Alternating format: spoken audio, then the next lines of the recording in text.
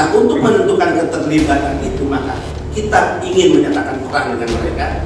Negara tidak boleh kalah menghadapi komplotan penjahat itu. Semangat ini yang tentu harus dimulai dengan mindset atau cara pandang seluruh aparatus. Makanya dalam setiap kesempatan saya katakan, bekerja mengurusi PMI di BP2MI adalah bekerja di sebuah tempat ladang aman.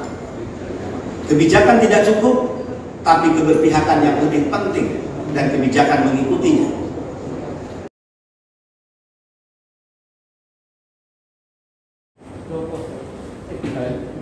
Terima kasih. Perkenalkan, saya Freddy dari GPN.com.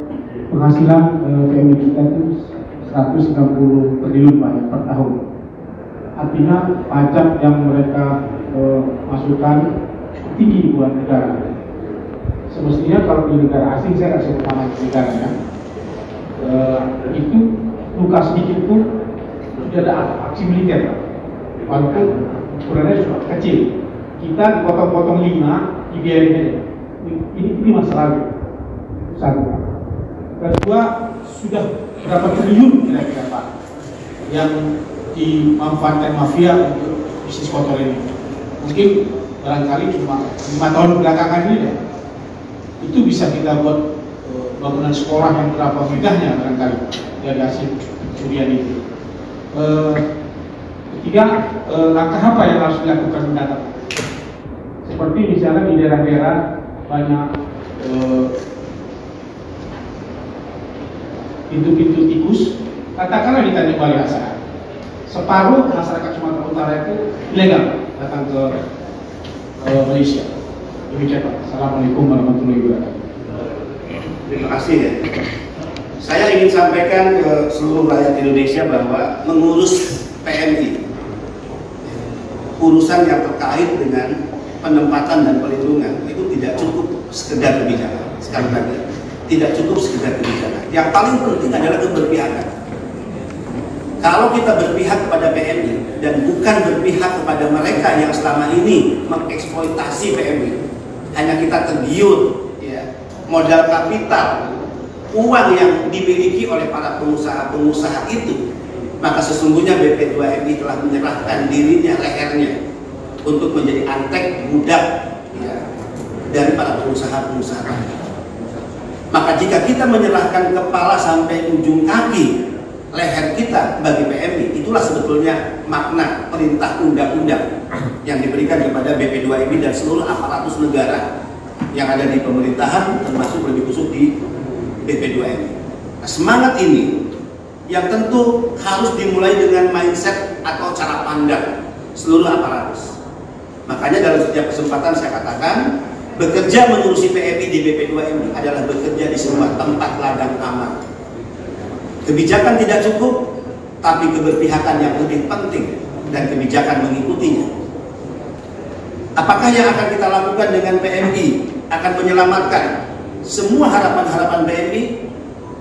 Tentu kita tidak bisa menjawab itu, tapi minimal dengan keberpihakan, dengan mindset yang diikuti dengan tindakan-tindakan untuk melindungi PMI, itu adalah bagian yang bisa kita yakini sedikit atau banyak menyelesaikan problem-problem di lapangan terkait masalah PMI. Masalah aturan tentu harus diorientasikan bagaimana mengkonstruksikan setiap ayat, setiap pasal, setiap titik, setiap koma dalam setiap regulasi yang dibuat untuk menunjukkan positioning negara, keberpihakan kepada PMI. Tidak hanya penempatan PMI dan perlindungan, tapi juga perlindungan hukum, sosial, dan ekonomi yang tidak hanya ditujukan kepada PMI, tapi juga keluarga PMI. Membentuk satgas untuk memerangi itu juga salah satu cara bagaimana kita menutup setiap ruang gerak, ya, pintu keluar masuk pengiriman pekerja secara ilegal. Tapi yang lebih penting juga dari itu, selain negara hadir dalam keberpihakannya, yang diwujudkan dalam regulasi yang memberi keberpihakan pada PMI, dan juga tindakan di lapangan dengan membentuk satgas, hukum yang benar-benar harus bekerja. Nanti saya bisa ditanya, ya, dan pasti memalukan jika wartawan tentu tahu persis sudah sekian banyak kasus yang dilaporkan kemudian penyelesaiannya bagaimana, dan berakhir seperti apa. Sehingga BP2MI tegaskan, kami tidak bisa bekerja sendiri. Negara ini adalah negara hukum. Ya, negara ini adalah negara Rechtsstaat, bukan Rechtsstaat. Ya, negara kekuasaan. Ini adalah negara hukum. Tanggung jawab untuk hukum bekerja tentu tidak sepenuhnya ada di BP2MI. Kita memiliki kepolisian, sehingga itulah kami membangun kemitraan strategis dengan jajaran kepolisian untuk mengajak bersama-sama.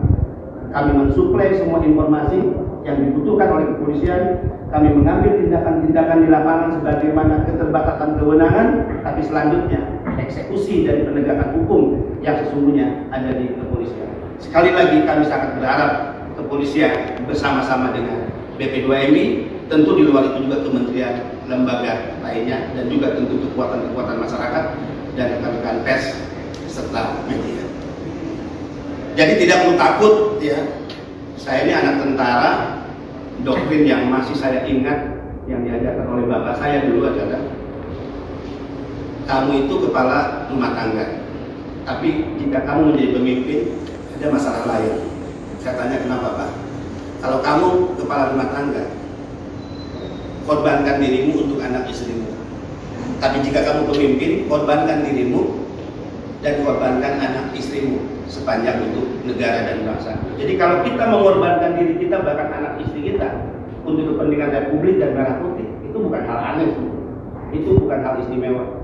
Karena sesungguhnya kita mendapatkan gaji yang setiap bulan dinikmati oleh anak istri kita, bahkan fasilitas-fasilitas yang dinikmati oleh kita karena jabatan kita, sesungguhnya itu bersumber dari uang rakyat, pajak masyarakat, termasuk juga uang-uang PMI yang mereka peroleh dengan keringat, dengan pertaruhan hidup, meninggalkan kampung halaman, keluarga, dan negaranya dengan segala penderitaan yang mereka alami. Jadi zolim kalau saya dan jajaran saya yang menikmati fasilitas dan gaji yang dinikmati yang semua bersumber dari rakyat kemudian tidak berpihak kepada PMI. Yakin, ya saya ingin bagaimana penempatan PMI ini secara baik, benar, bersih, tapi juga saya memulai dengan membersihkan hal-hal yang ada di dalam.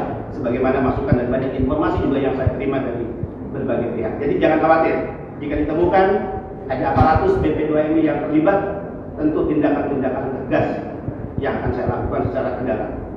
Saya tidak ingin dianggap bodoh dan ditertawakan banyak orang hanya bisa tegas keluar, tapi sebetulnya lemah secara mendalam. Terima kasih. Cukup? Ada lagi? Perkenalkan, saya ada dari Suara Bentrok. Beberapa waktu lalu Komnas HAM menerima aduan Komisi Buruh Migran Berdaulat terkait ratusan buruh migran di Malaysia yang dideportasi, Pak. Dan Komnas HAM menyebut kondisi para buruh migran itu yang dideportasi dalam kondisi memprihatinkan dan kerap mengalami penyiksaannya, Pak. Terkait hal ini, apakah BP2MI sudah menerima aduan serupa, dan jika sudah, tindak lanjutnya seperti apa? Terima kasih, Pak. Tidak diketahui ya tanggal berapa misalnya pengaduannya? Tanggal 14, Pak. 14 Juli. Juli. Iya. Pasti tentu akan kita lihat tindak lanjut langsung ya. Yang pasti masalah yang dihadapi oleh PMI di luar negeri dan bagaimana proses memulangkan mereka yang diakibatkan karena misalnya ya, hubungan pekerjaan, masalah sosial atau masalah hukum, masalah konsuler itu ditangani secara penuh oleh KBRI atau KJRI atau perwakilan kita yang ada di luar negeri atas nama mandat negara. BP2MI kerja-kerja koordinasi adalah memberikan segala bentuk informasi yang dibutuhkan dalam penanganan yang dilakukan oleh perwakilan KBRI maupun KJRI. Setelah mereka tiba di tanah air, di setiap pintu debarkasi, maka penanganannya menjadi penanganan utuh dalam kendali BP2MI. Nah, surat tadi tentu kita akan lihat kapan, tapi proses pemulangan PMI sampai hari ini masih terus dalam penanganan kita. Ini bisa dilihat di info kita. Kita sudah menangani kurang lebih 142.000 ya PMI, termasuk PMI yang bermasalah. PMI bermasalah itu yang tadi, yang bisa dia karena hubungan industrial, hubungan kerjaan, masalah sosial, ya, kemudian juga masalah hukum, termasuk masalah deportasi, termasuk masalah repatriasi terakhir ya. Karena ada kebijakan dalam negeri dengan negara penempatan itu dalam penanganan kita. Kita sudah memulangkan jenazah per hari ini. Jenazah sudah berapa ya kita pulang? 260 tadi ya Pak? Coba ya.